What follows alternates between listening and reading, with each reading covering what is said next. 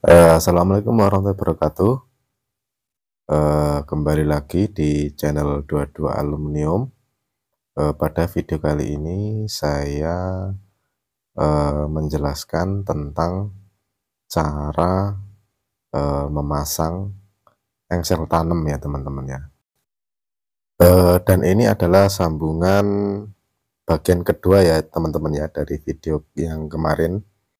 Untuk video bagian satunya pemasangan engsel pivot tadi, bisa teman-teman lihat itu linknya saya taruh di bagian kanan atas ya. Teman-teman bisa klik dan menontonnya.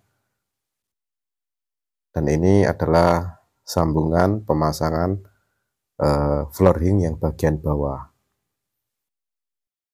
Nah, terus nanti kita akan lubangi ya, kita garis seperti ada di video itu.